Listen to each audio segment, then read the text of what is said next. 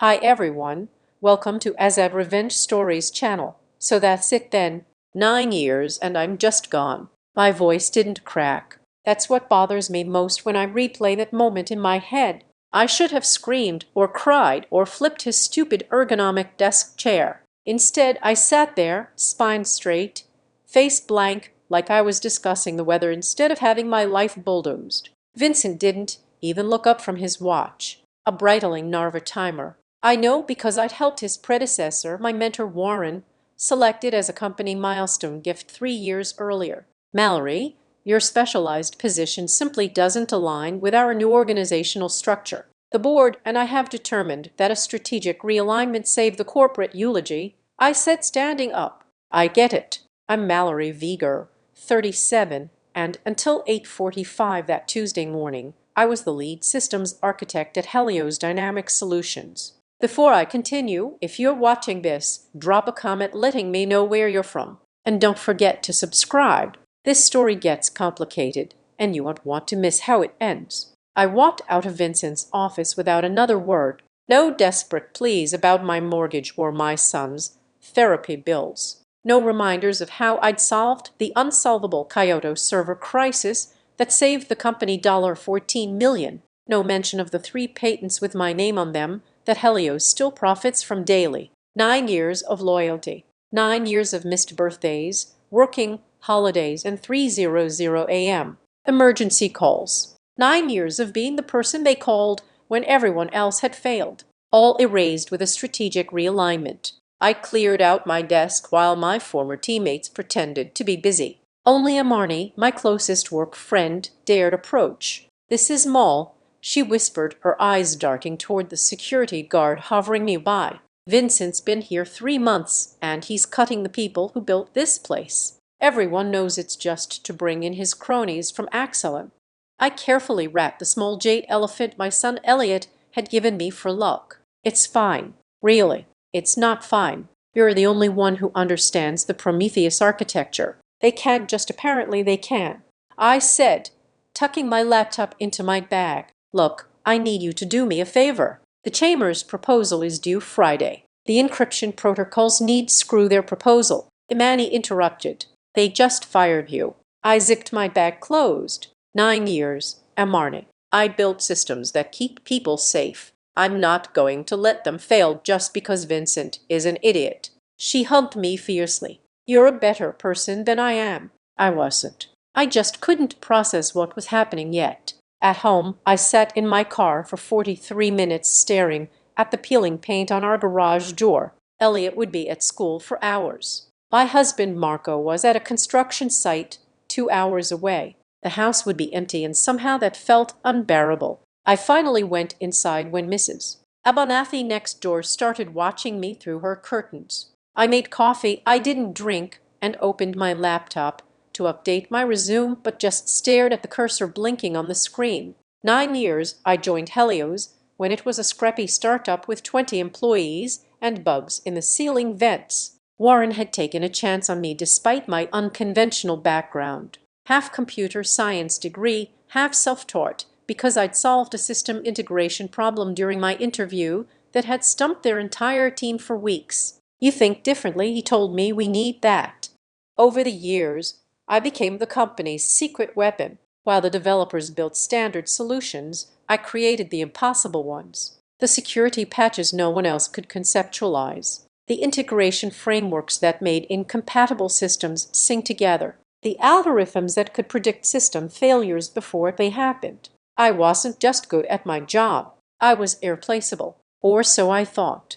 My phone buzzed. "Marco. Hey babe, how's your day going?" The normality of his question made me laugh. A strange hollow sound. "I got fired." Silence. "Then what?" Vincent eliminated my position, called it strategic realignment. More silence. "That pretentious in the Italian suits. The one who kept mispronouncing your name at the company picnic. That's the one. I'm coming home." "No," I said quickly. "Finish your day. We'll need the hours now." After reassuring Marco I wasn't about to drive off a cliff, I hung up and finally let myself cry. Not delicate tears, but ugly, snotty sobs that made my chest hurt and my eyes swell. 9 years of my life 9 years of my brain, my ideas, my solutions. When the crying jag passed, I did what any self-respecting professional would do. I stalked Vincent Daltrey online, Harvard MBA, 5 companies in 10 years. Each stint just long enough to implement transformational restructuring and claim credit for subsequent stock bumps before moving to the next victim. Helios was just another stepping stone for him, and I was just collateral damage. I was still scrolling through his insufferable LinkedIn posts when an email notification appeared from Bernard Chambers. Subject: urgent contract opportunity, confidential. My first thought was spam, but Bernard Chambers was real. The founder of Chambers Technologies, one of Helios's biggest potential clients, the same client whose proposal I'd reminded Imani about. I opened it. Miss Vieger, I understand you are no longer with Helios Dynamic Solutions as of today. I would like to discuss an urgent contracting opportunity that requires your specific expertise. This matter is time-sensitive and confidential. Please call my private line at your earliest convenience. Regards, Bernard Chambers. I stared at the email for a full minute. How did he even know I'd been let go? The timing was suspicious. I called the number. Mallory Vieger. A deep voice answered immediately. Thank you for calling so promptly. Mr. Chambers, I said, trying to sound professional despite my puffy eyes and running nose. How did you know about my employment status? A brief chuckle. News travels quickly in certain circles. Vincent Daltrey has been making quite a stir with his realignments. I see. I'll be direct. Miss Vieger, Chambers Technologies, is preparing to award a major security infrastructure contract. Helios is one of 3 finalists. Yes, I'm aware. I was leading the technical aspects of the proposal until this morning. That's precisely why I'm calling. The proposals we've received from all candidates have been inadequate. My technical team informs me that only your preliminary architecture design showed true understanding of our needs. I leaned back against my kitchen counter. So you want me to help you evaluate Helios's proposal? No, Miss Vieger. I want you to complete it, but as an independent contractor for Chambers directly, we'll pay you 4 times your Helios salary for 2 months of work. My mouth went dry. That's substantial. We value expertise, and time is of the essence. Mr. Chambers, I'm not sure I understand. You want me to design the system that you are going to hire a vendor to build? Not exactly, he said. I want you to design it, and then we'll select the right vendor to implement it. Perhaps Helios, perhaps not. But the design will be yours and ours. The implications hit me. Chambers would own my design. If they chose another vendor, Helios would lose the contract worth millions. Isn't this a conflict of interest? I signed non-competes. Our legal team has reviewed your standard Helios employment contract. Your non-compete prevents you from working for direct competitors, which we are not. It also prevents sharing proprietary information, which you won't be doing. You'll be creating new intellectual property for Chambers. He'd done his homework. Still, something felt off. Why me specifically, Mr. Chambers? Helios has other talented architects. A pause. Miss Vieger, do you know why we approached Helios originally? Our industry reputation. You specifically, you. Your work on the Prometheus framework is exactly what we need. When I learned Helios had let you go, I realized we had an opportunity to work with you directly. My heart pounded. I need time to think about this. Of course, but please note our deadline remains unchanged. I'll need your decision by tomorrow noon. After we hung up, I sat at my kitchen table, mind racing. The offer was incredible. Financially, it would erase the panic of unemployment. Professionally, it would be a high-profile project, but it would also be a direct blow to Helios. Without me, their proposal would be mediocre at best. Without this contract, their quarterly projections would tank projections that Vincent had undoubtedly promised the board. The petty part of me loved the idea, but something still nagged. The timing, Chambers reaching out hours after my firing, it felt coordinated. I called May. Did you tell Chambers I was fired? What? No. She sounded genuinely shocked. Why would they care? Bernard Chambers just offered me a contract to design their security system independently. Only, she whispered. Mel, that's wait. Have you checked your company email? I can't access it anymore. Vincent called an emergency meeting an hour ago. He looked like he was going to vomit. Something about Chambers putting their contract decision on hold. I felt a chill. Did he say why? No, but he's been locked in his office with the board on a call ever since. After hanging up, I paced my living room, puzzle pieces clicking together. Chambers had known about my firing immediately. Vincent was panicking about the Chambers contract. The timing wasn't coincidental. I opened my laptop again and searched for connections between Bernard Chambers and Vincent D'Altry. Nothing obvious in public records, but then I found a Bloomberg article from last year about Vincent's previous company, Axelon. Chambers Technologies withdrew from acquisition talks with Axelon Systems yesterday, citing irreconcilable differences in corporate culture. Sources close to the negotiation suggest Chambers' concerns centered around Axelon's aggressive cost-cutting measures under CEO Vincent D'Altry. Suddenly, everything made sense. This wasn't just about hiring me for my expertise. This was Bernard Chambers sending Vincent D'Altry a message. I was being used as a pawn in a corporate chess match. The question was, did I care? I thought about Vincent checking his watch while dismantling my career, about 9 years of dedicated work dismissed in a 15-minute meeting, about how he couldn't even bother to learn how to pronounce my name correctly. No, I didn't care. In fact, I was beginning to see an opportunity. My phone buzzed with a text from a number I didn't recognize. Miss Vieger, Vincent D'Altry here. There seems to have been a misunderstanding this morning. Please call me at your convenience to discuss. I laughed out loud. The desperation was palpable, even in text form. Another text came through moments later. We are prepared to offer you your position back with a significant compensation adjustment. Too late, Vincent. My doorbell rang. I opened it to find a courier holding a package. Delivery from Mallory Vieger. Inside was a sleek laptop with a Chambers Technologies logo and a handwritten note from Bernard. For your consideration, contract papers enclosed. The laptop is yours regardless of your decision. The contract was simple but generous. 4 times my salary, full ownership of my designs credited to me, but licensed to Chambers, freedom to work from home, and a clause that specifically allowed me to accept other work afterward, including from Helios if I chose. Bernard was giving me leverage. My phone rang again. Vincent. I let it go to voicemail. I spent the afternoon reviewing the contract and researching what had happened at Vincent's previous companies. The pattern was clear. He came in, fired experienced specialists to cut costs, brought in his own people, claimed credit for short-term financial improvements, then moved on before the long-term damage became apparent. Elliot came home from school at 3, dropping his backpack by the door. Mom, why are you home?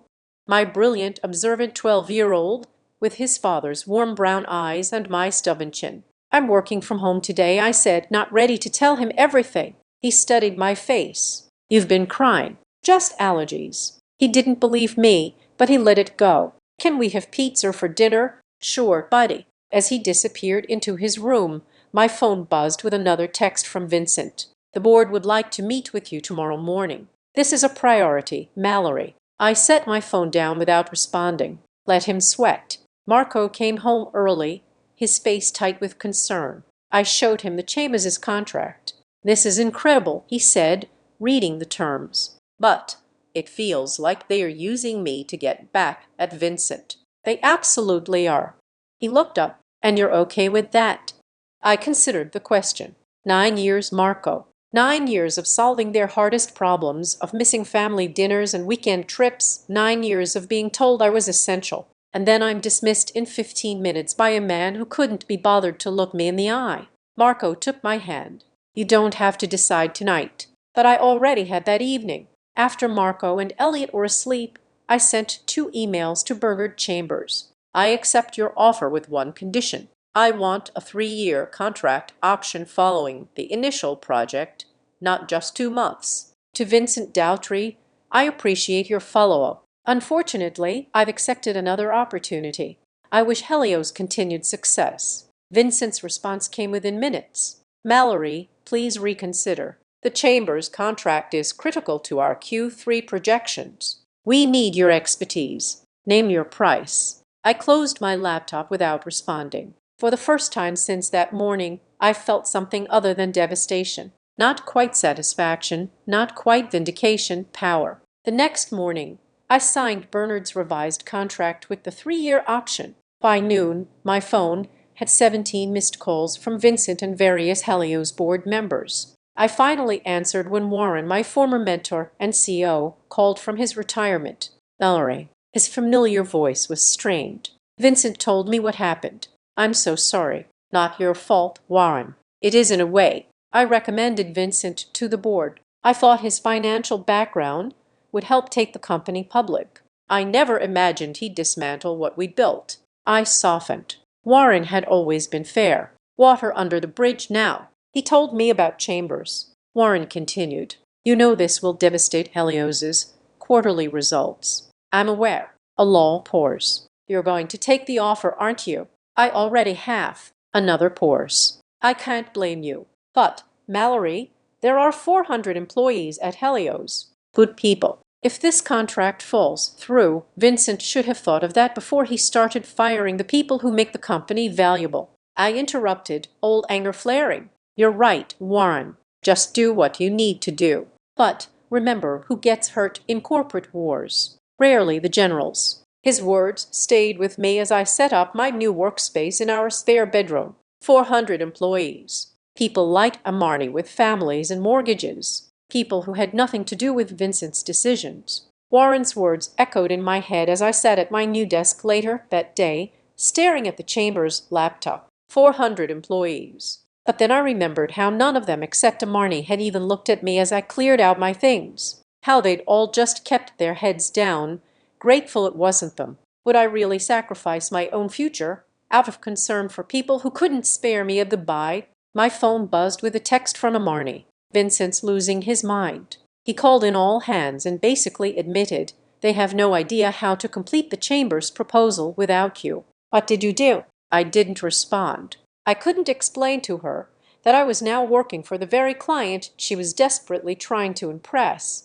Instead, I immersed myself in the Chambers project. Their security needs were complex, more complex than even Helios had realized. By evening, I'd outlined an architecture that made my previous work look primitive. This was the beauty of working directly for the client. No corporate filters, no budget constraints imposed by middle managers trying to pad their bonuses. Bernard wanted the best solution possible, and he was letting me create it. When Marco came home, he found me surrounded by digital diagrams and half-empty coffee mugs. You look happy, he said, studying my face. I looked up surprised. I am. This is what I should have been doing all along. He sat on the edge of my desk. Vincent called the house line today. My stomach tightened. What did he want to talk to you? I told him you were unavailable. He mentioned something about Helios filing an injunction. They can't. I said more confidently than I felt. I've reviewed my contract repeatedly. I'm not violating any terms. Marco nodded slowly. Just be careful, Mal. Men like that don't lose gracefully. He was right about that. The next morning, I received a formal letter from Helios's legal department claiming I had misappropriated proprietary information and demanding I cease all work for competitors immediately. It was a bluff. I knew it and they knew it. I forwarded it to Bernard, who responded within minutes. Our legal team will handle this. Please continue your excellent work. By day 3 of my Chambers contract, I had completed what would have taken 2 weeks at Helios. No meetings, no politics, no justifying every decision to people who barely understood the technology. Just pure creation, Bernard called that afternoon. The preliminary designs are impressive, Mallory. I'd like you to present them to our executive team tomorrow. So, Sarah, time is of the essence. And there's something else. Vincent Daltrey has requested a meeting with me. My heart skipped about what? He didn't specify, but I can guess. I thought you should know. After we hung up, I sat back in my chair, conflicted. Part of me wanted Vincent to beg Bernard for mercy. Another part felt uneasy about being the cause of Helios's potential downfall. That evening, Elliot came into my office while I was preparing my presentation. Mom, can I ask you something? Always. He fidgeted with the jade elephant he'd given me, which now sat on my new desk. Are you getting revenge on your old company? I froze. What makes you ask that? I heard Dad on the phone. He told Uncle Raffy you were making them pay for what they did. Kids hear everything. I gestured for him to sit. It's complicated, buddy. Complicated like when Kyle H. pushed me at recess and you told me that hurting him back wouldn't actually make me feel better. A 12-year-old throwing my own parenting back at me. Perfect. This is different, I said. But the words sounded hollow even to me. Elliot shrugged. Okay, but you always say we should be the people we want to see in the world. After he left, I couldn't focus on my presentation. When had my bright, thoughtful son become so perceptive, and why did his simple question make me feel so exposed? The next morning, I dressed carefully for my presentation at Chambers' charcoal suit. Minimal jewelry, hair pulled back, professional, commanding. I would show them exactly what Helios had thrown away. Bernard met me in the lobby of their gleaming headquarters, ready to impress some very important people. Absolutely. As we walked toward the conference room, I spotted a familiar figure through the glass walls, Vincent Daltrey, sitting alone at the table, checking his watch. I stopped cold. You didn't mention he would be here. Bernard's expression gave nothing away. A last-minute development. Vincent requested to observe our meeting before his separate appointment with me.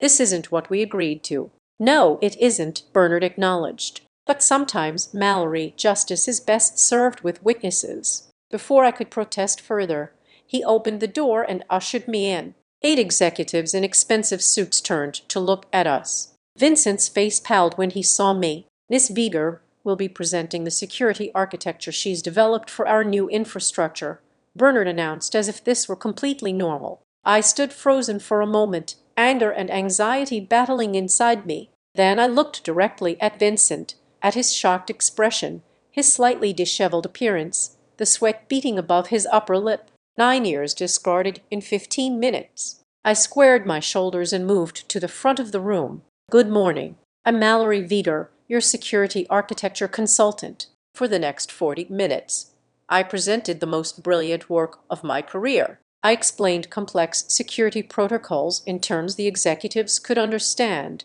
I outlined innovative approaches that would protect their data while maintaining system performance. I answered technical questions with clarity and confidence. Not once did I look at Vincent. When I finished, Bernard spoke. Thank you, Mallory. This is exactly what we've been looking for. He turned to the executives. I believe this confirms our decision to work with Miss Vieger directly rather than through a vendor. One of the executives, a sharp-eyed woman in her 60s, spoke up. What about implementation? Designing is one thing, building is another. An excellent question, Bernard nodded. Mallory, in your professional opinion, which vendor would be best equipped to implement this architecture? The room fell silent. Everyone knew what was at stake. This was the moment Vincent had come for to salvage the Helios contract, even if he couldn't get me back. I could feel Vincent's desperate gaze. I thought about the 400 employees at Helios, about Warren's warning, about Elliot's question. For implementation, I would recommend Lyra Systems, I said clearly. Their development team has the specific expertise this architecture requires. Not Helios, not Vincent's company. The woman nodded, satisfied. Vincent made a strangled sound. Bernard dismissed the executive team, but asked Vincent and me to stay. When the room emptied, he closed the door. Well, that was illuminating, he said, looking between us. Vincent, you came here to convince me to award the contract to Helios despite losing your key architect. Mallory just demonstrated precisely why that would be a mistake. Vincent finally found his voice. This is corporate sabotage. We'll sue both of you. I laughed. Not a polite chuckle, but a genuine incredulous laugh. For what? For firing me and then watching me succeed elsewhere. Good luck with that. You know this will devastate Helios, Vincent hissed. The board will have my head. Perhaps they should, Bernard said mildly. Firing the person most essential to winning a critical contract doesn't speak well of your judgment. Vincent's face flushed dark red. You orchestrated this. You poached her deliberately. I recognized talent you discarded. Bernard corrected. There's a difference. I watched this exchange with growing unease. The revenge felt good seeing Vincent squirm. watching his career implode in real time. But something felt off about Bernard's role in all this. "May I ask a question?" I interrupted.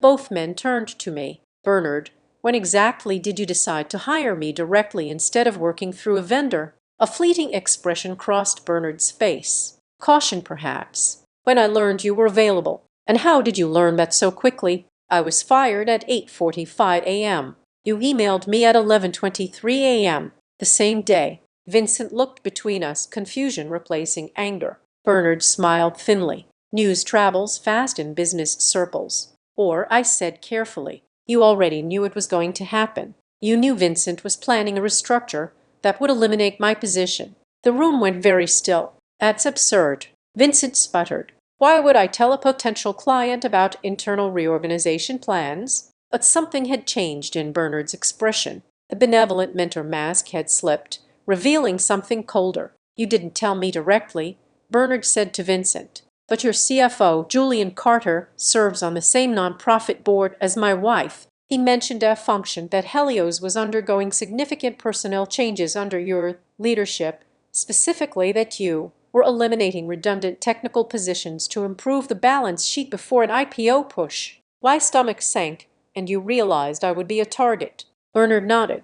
"Given your salary level and specialized role, it seemed likely. I simply prepared for the possibility." I turned to Vincent. "So this strategic realignment wasn't even your original idea. You were just following the standard MBA playbook to impress the board with cost cutting before going public." Vincent had the decency to look ashamed. "And you," I continued, facing Bernard, "saw an opportunity to get what you wanted at a discount. Cut out the vendor entirely. Hire me directly for a fraction of what you would have paid Helios and get the exact same expertise." Bernard spread his hands. "Business is business, Mallory. We all made our choices here." The bitter taste of manipulation filled my mouth. I'd been so focused on Vincent's betrayal that I'd missed how Bernard was using me, too. Different methods, same fundamental view, that I was a resource to be exploited, not a person with dignity. I gathered my presentation materials. "I believe this meeting is over." "Mallory," Bernard started, "don't be dramatic. Your contract is still intact. I finished for him and I'll fulfill my obligations. But let's be clear about our relationship. I'm not your weapon against Vincent. I'm not your discounted solution. I'm a professional providing a service for agreed compensation. Nothing more." I walked out without looking back, my hands shaking but my spine straight. In the parking garage, Vincent caught up to me. "Mallory, wait." I kept walking toward my car. "Please," he said, his voice stripped of its usual corporate polish. "I need that contract. Without it," I turned to face him. "Without it, the board will fire you just like you fired me." He nodded miserably. "Probably. How many others were on your cut list?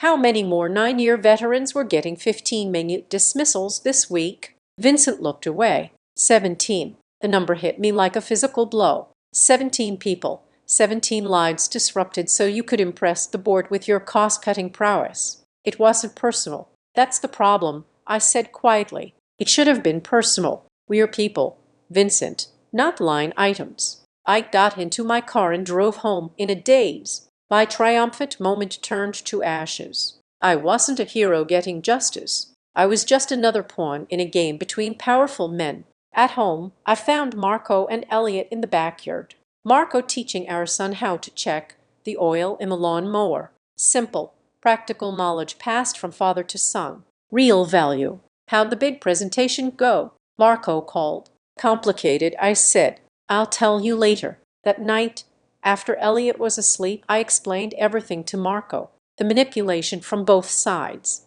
The revelation that 17 people were slated for Vincent's chopping block. "So what now?" he asked when I finished. I stared at the ceiling. "I don't know. I'm still legally obligated to Chambers. And honestly, the work itself is fascinating, but knowing how Bernard orchestrated this." Marco took my hand. "What would make this right for you? Not what would hurt Vincent most or what would satisfy Bernard, but what would make you feel whole again?" I considered his question for a long time. "The people," I finally said, "knowing that the 16 others won't lose their jobs the way I did." "Then maybe that's your answer." The next morning, I called Imani. I need information about time. Everyone's freaking out here. Vincent looked like a corpse when he came back from Chambers yesterday. I need to know who else is on the layoff list. A pause. How do you know about that? Vincent told me 17 people total, including me. Jesus, she breathed. Let me check with HR. Hiller owes me a favor. An hour later, she sent me a text with 16 names. Most I recognized, a few I didn't. All skilled specialists with institutional knowledge, all with salaries that would look good to eliminate on a pre-IPO balance sheet. I spent the day working on the Chambers project while forming a plan. That evening, I called Warren. Mallory, he answered, surprised. I heard about the Chambers meeting. Vincent is well. Desperate is putting it mildly. I'm not calling about Vincent, I said. I'm calling about Helios, the real Helios, the company we built. I'm listening. Vincent is planning to cut 16 more people by the end of the month. Specialists mostly, people with deep institutional knowledge. Warren sighed heavily. I suspected something like this when the board started pushing for an IPO timeline. Cut costs, boost short-term profits, raise the offering price. It will destroy the company in the long run. I know. His voice sounded tired, but I'm retired, Mallory. The board thanked me for my service and made it clear they wanted fresh perspectives. You're still the founder. You still have shares and connections. A long pause. What exactly are you suggesting? I outlined my idea. Not revenge, but reconstruction. A way to save what mattered about Helios while letting Vincent face the consequences of his own decisions. The next week passed in a blur of activity. By day, I worked diligently on the Chambers project, creating something I was genuinely proud of. By night, I worked on my plan with Warren and surprisingly Bernard Chambers. Convincing Bernard had been easier than expected. Vincent lied to me about Helios's capabilities without you, he'd said when I called him. I don't appreciate being misled. If your alternative offers better value and more stability, I'm interested. On a Friday afternoon, exactly 16 days after I'd been fired, Vincent Daltrey called an emergency all-hands meeting at Helios. Attendance was mandatory. I watched the live stream from my home office. Imani having sent me the link. Vincent stood at the front of the packed room, flanked by board members. His polished facade had cracked, hair slightly disheveled, dark circles under his eyes. As you know, we've been pursuing an aggressive growth strategy in preparation for our IPO, he began. Unfortunately, recent developments have forced us to reconsider our timeline. Murmurs spread through the crowd. The Chambers Technologies contract, which represented a significant portion of our projected Q3 revenue, will not be awarded to Helios.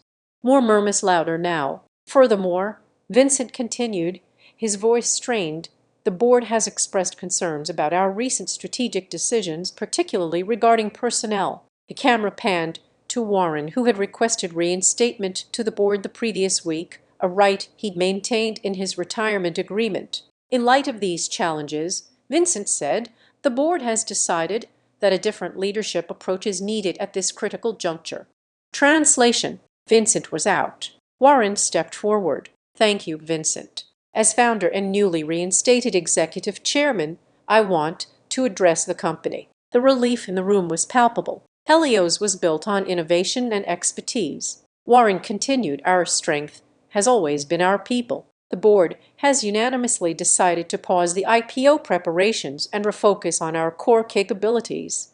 He outlined a new direction, or rather a return to the old one, prioritizing expertise over cost-cutting, innovation over short-term financials. And then came the part I'd been waiting for. I'm also pleased to announce a new strategic partnership with Nova Technical Solutions, a specialized consultancy that will work alongside Helios to deliver the Chambers Technologies project and other key initiatives. The camera showed confused faces around the room. No one had heard of Nova Technical Solutions because it hadn't existed until 3 days ago, when I'd officially registered it with the 16 other specialists from Vincent's cut list as founding partners. Warren explained how Nova, my new company, would collaborate with Helios on the Chambers project, how we would bring our specialized expertise without the overhead of traditional employment, how this model protected both Helios and its specialized talent from future strategic realignments. I watched Amarni's face on the live stream as understanding dawned. Her eyes widened and she began typing furiously on her phone. Seconds later, my phone buzzed. "You brilliant, magnificent," I smiled. It was a revenge. Not exactly. Vincent was being pushed out. Yes, but more importantly, 16 careers were being saved. The company Warren and I had helped build would continue with its soul intact. And I was creating something new. A home for specialists who wanted to do great work without corporate politics. The following Monday, I walked into Chambers Technologies for my regular meeting with Bernard, but this time with Warren beside me. We'd negotiated a new agreement. Nova would design the security architecture, Helios would implement it, and Chambers would get the best of both worlds. As we left the meeting, Warren squeezed my shoulder. "You could have burned it all down, you know, after what Vincent did. No one would have blamed you." I thought about Elliot's question about being the person I wanted to see in the world. Revenge would have felt good for a day. I said, "This feels right for years." 6 months later, Nova Technical Solutions has 17 employees, all specialists who were undervalued elsewhere. We work with companies who understand that expertise isn't a luxury, it's a necessity. Helios is thriving under new leadership. Vincent, I heard, is consulting while searching for his next CEO role. As for me, I work from home 3 days a week. I make it to Elliot's soccer games. Marco and I had our first vacation in 5 years. And most importantly, I'm valued for exactly who I am, a woman who solves the problems no one else can solve. So that's my story. Have you ever faced a situation where revenge was tempting, but you found a better way? Or maybe you chose revenge and don't regret it. I'd love to hear your experiences in the comments. And if you're watching this while feeling undervalued at your own job, remember, your worth isn't determined by people who can't see your value. Sometimes the best revenge isn't about destroying what hurt you. It's about building something better. If you enjoyed this story, don't forget to like and subscribe. I'm working on something new about corporate culture and would love to share it with you all soon. Because in the end, strategic realignment isn't just corporate jargon. Sometimes it's exactly what we need to do with our lives when someone shows us who they really are. I invite you to subscribe to the Azad Revenge Stories channel. Like this video and support me further by hitting the hype button so the story in this video can be heard by many more people. Thanks to all.